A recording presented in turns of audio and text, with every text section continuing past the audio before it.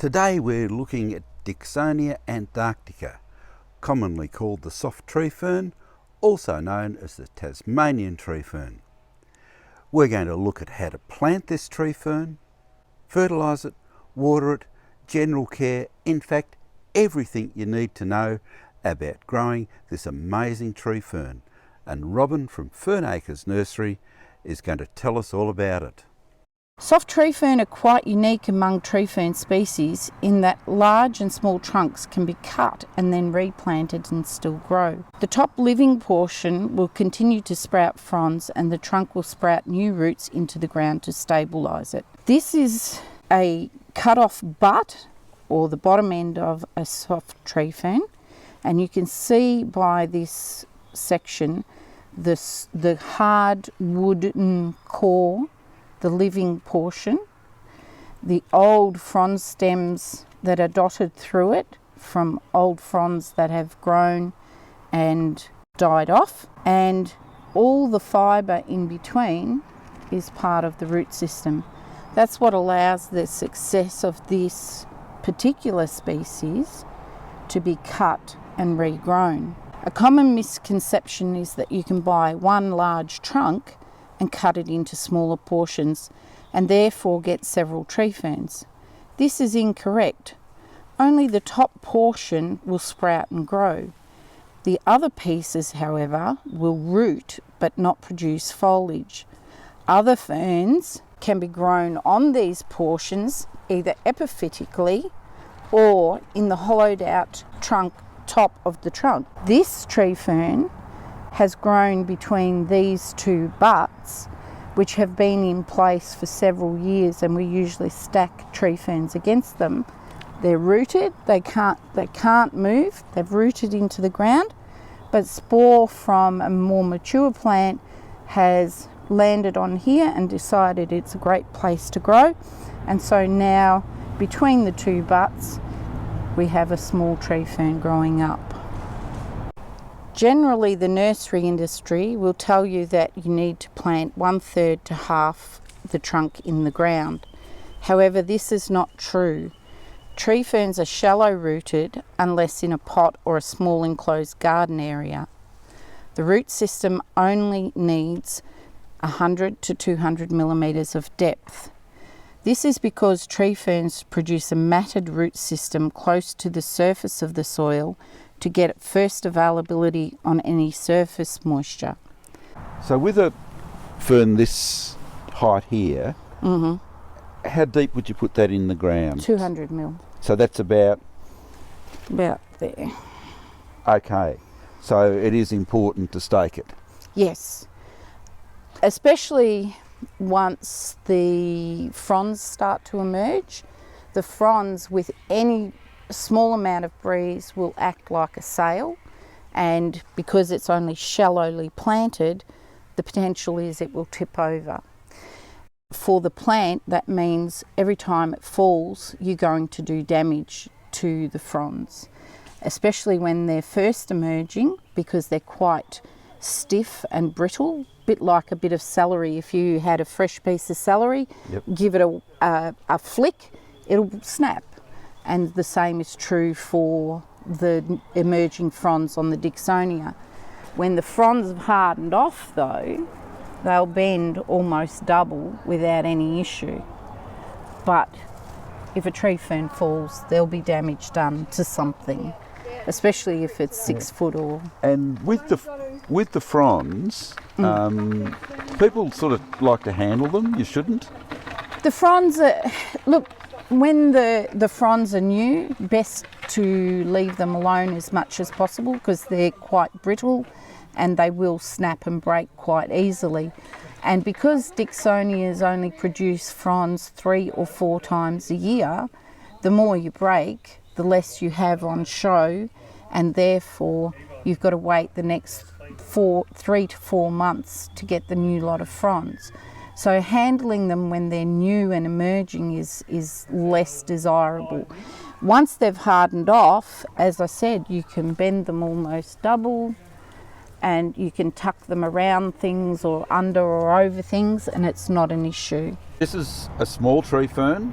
Yes. And The same rules apply for planting a small tree fern as apply for planting a big tree fern. The only difference is the small ones tend to be self-supporting and are less affected by wind because they're a lot lower. It's important for soft tree fern in particular to have a fairly shady, moist and humus soil.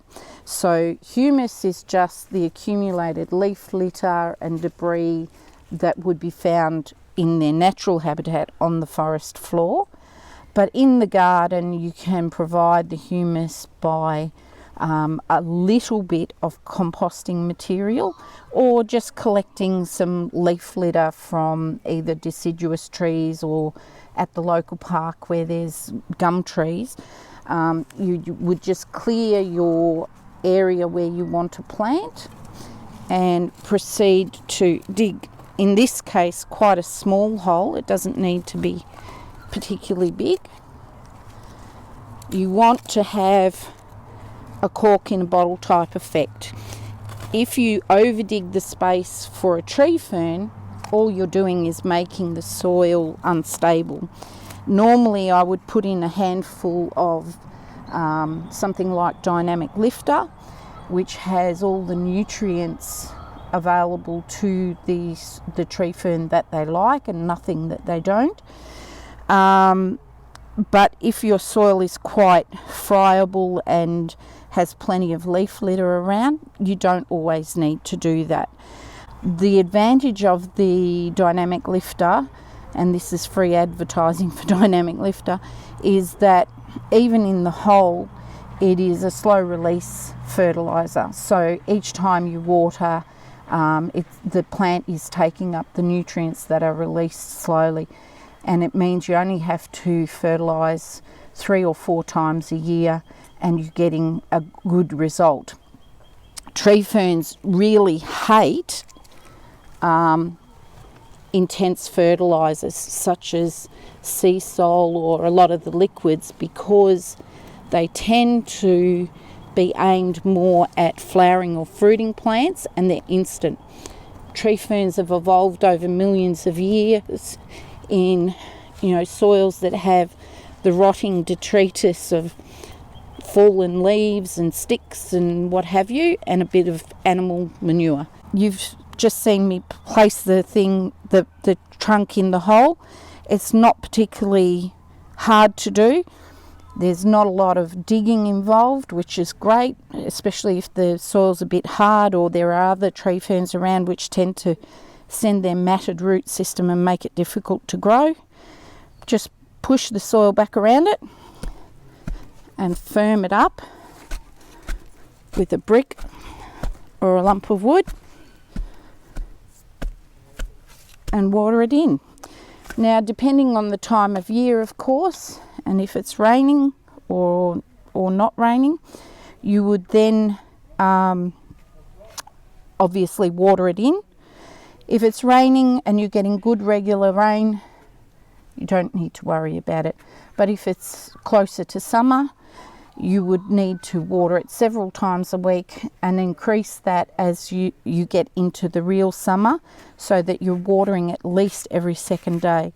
You don't have to stand there for 5 or 10 minutes or put sprinklers on it constantly. That's not an issue. As long as your soil is moist to begin with, and you keep it moist by short waterings, you can get a really good result. Tree ferns are usually sold like this, with the old frond stems cut off to de-stress the plant when it's being transferred from one situation to a next.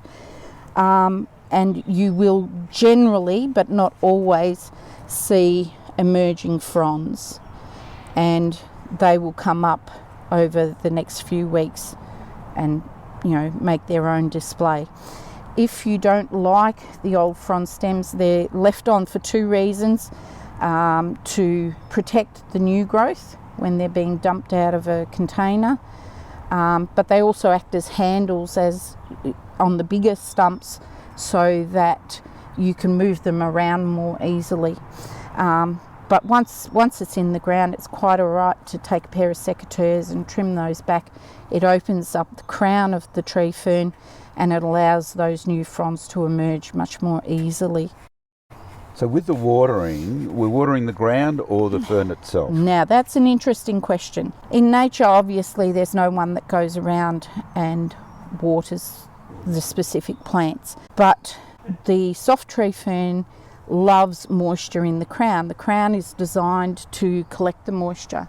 They have semi-erect fronds to channel whatever moisture is coming into the centre of the plant. And it is important to do some watering into the crown, but rather than into the crown, you want to water in a misting spray across the top of the crown and the trunk itself and the surrounding soil. Often people will think, watering into the crown is important, and it is, but if you use a fire hose into the centre, you're actually damaging the crown and any emerging new growth. So anytime you water into the crown, it should be over the crown in a soft misting watering system that will replicate the rain. So you could use something like a watering wand? A watering wand? Rather than a garden hose with a nozzle on the end? Yes, that's correct. Because if your spray is too intense, you're actually going to do damage rather than do good. Watering cans are fine because the intensity of the water that's going in there is not enough or not sufficient enough to do any damage. The other trick you can do is get a 2 litre soft drink bottle with the pop top lids that are common on children's drinks these days. Put a hole in the bottom of your bottle and fill it up with water and tip it upside down and place it in the crown of the tree fern, and it'll just slowly drip and provide constant moisture. However, that is acceptable. Putting a drip system into a tree fern is not. The reason why is a drip system will always hit the same spot every single time, and just like it hitting a rock and wearing away a rock, it will kill your tree fern. The difference with the bottle is, again, it's the proportions of not having an intense drip, but also the fact that you'll never put it in the same way twice, so it will work. It's a great idea if you're going away for short periods, that the tree fern will get the moisture that it needs while you're away. Or you can have an irrigation system with a riser that comes up and into or over the top of the tree fern and will sprinkle just like rain. We've planted our tree fern. Additional fertiliser? Yep. So dynamic lifter, as I said before, is a great fertiliser for tree ferns, or any ferns in particular. All our ferns get it at every stage of their potting process. But once you've got your plant in the ground, 3 months after you've planted it, you would come along with your bucket of dynamic lifter and just grab a handful and give it a flick. The more dispersal you get, the better the tree fern will react to it, because you won't get a build-up of any intensity in any one spot.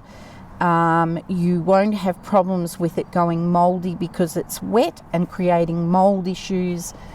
And because tree ferns have such a matted, extensive root system, you're covering the entire root system rather than just around the base. So it will not only encourage the root system out, but once it is out, it will feed the entire root system. So you could sort of fertilise right out to the drip line? Yes, easily. Okay. But tree fern roots will extend further than the traditional drip line. Okay.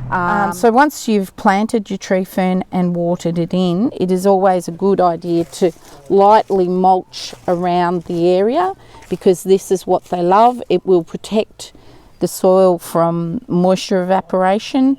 It will also slowly break down over time and provide extra nutrients for the plant, and it just means a more natural habitat. But if a little is good, it doesn't mean a lot is better.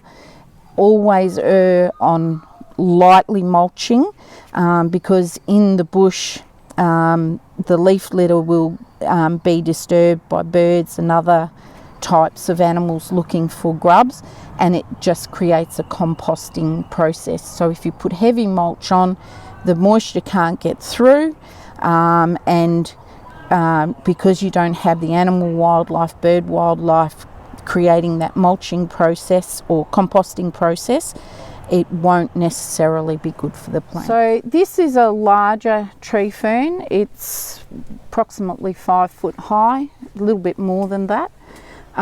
This was put in 12 months ago, and it originally had a stake behind it with a loop of wire just around it to hold it steady while it settled in, and you can see now that it has settled in. It's not really producing a lot of fronds at the moment, but they will come soon, and it'll have a big flush of new growth. So a star stake? Like Star picket, yeah, star pickets work really well. You could even use a tomato stake as long as it was long and strong enough. The star pickets are good because they have the little holes where you can put a bit of wire or twine and attach it while it settles in, and just go from there. And that's all you need to do. So this tree fern, we could transplant this one if we wanted to? It has self-planted against this old tree stump, and it is growing on top of the weed mat. So if we wanted to transplant this, we would cut it off at whatever level we wanted. So if it was 6 foot tall, we could cut it to 4 foot. If in this case it's about just over 2 foot, we'd cut it off at ground level, and once we've got it cut off, we would then cut off the fronds, the old fronds, at about that height, just above the crown, so we can use them for manoeuvring the plant around, and then stick it in the hole that we prepare, just the same as we did before. If you've got bigger ferns that have outgrown their situation, you could just then allow another 100 to 200 mil for replanting purposes. Plant it like we planted before, and then water it in and continue on as normal. So we can cut it off either with a chainsaw or just a handsaw. Yep. Chainsaw is probably more effective. Yep. Now, I'll just show you in the crown here, there's lots of composting leaves and debris, little sticks and what have you. This is quite normal in a natural environment, but it may not be in your home environment. Now, the composting leaves fill up the crown, and every 3 to 4 months, as the new growth emerges, the new frond growth emerges from the tree fern, it will push all that detritus out. The whole process will then start again. Now, it's quite acceptable in your home environment. You can put a handful of leaves in, but don't go too heavy. But don't ever put slow release fertilizer into the crown of a tree fern, because it will cause mold issues and other issues that will actually do harm to the plant. So no fertiliser in the crown? No fertiliser in the crown, except if it's a very weak liquid. The emerging fronds are quite stiff and hard. You can see one there, and they're quite strong. They have a real desire to push that detritus out, because by the time that they're emerging, all that nutrient has composted down into the crown of the tree fern and done what it's needed to do. So the tree fern fronds will push that detritus out, and the whole process will start again. And I guess that would protect them when they're young too. Yes, and it also to some extent acts like a blanket in winter to protect the crown from frost. but it also acts to stop moisture evaporation from the crown during summer as well. We have other videos on other types of tree ferns, including the slender tree fern and Cyathea cooperi, the Australian tree fern, and a whole range of other tree ferns that you might be interested in. So subscribe to the YouTube channel for regular updates on a whole range of Australian native plants, a whole range of gardening matters, and as always, good luck with your gardening.